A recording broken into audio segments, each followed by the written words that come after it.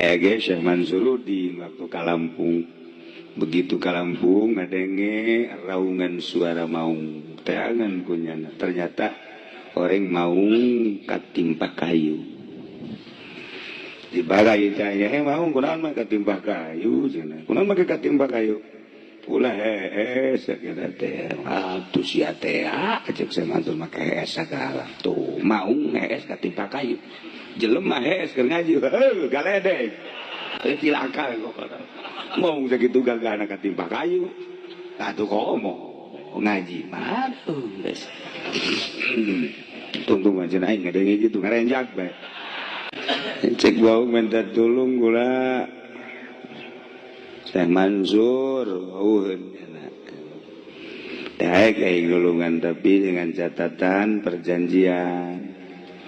Aku lagi janji pokoknya moal ngaganggu lain soal ngaganggu ka kaula bae kasade ka anak incu deui moal lain ka anak incu bae cek Syekh Mansur. Pokoknya malah ka murid-murid Syekh Mansur kula moal ngaganggu. Wah guys bener itu. Sumpah wallahi cek mau demi Allah kula moal ngaganggu ka anjeun, ka keluarga anjeun, anak incu anjeun, jeung kaluau ka anjeun ka murid-murid anjeun dengan catatan asal nyebut Buyut Mansur kula paham. Iya, diangkat ku Syekh Mansur. Diangkat pakai cinggir.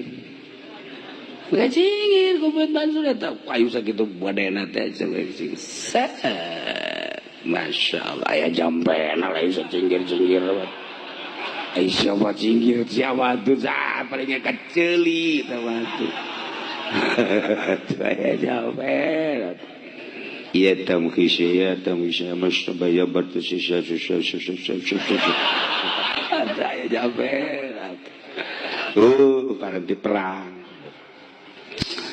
Nah, dirinya tulang sungkem mau selesai masalah alhamdulillah. Datang ka sababaraha tahun, datang ka ayeuna pisan. Lamun aya anu diganggu ku maung, kemudian nyebut Buyut Mansur ama manjurnya Syekh Mansur terkenal di Lampung. Lamun aya anu diudag maung ngeus langsung ya Buyut Mansur mau ngaleos Buyut Mansur aya deui nu tahu di Palembang terutama di Lampung terjadinya di Lampung ya Syekh Mansur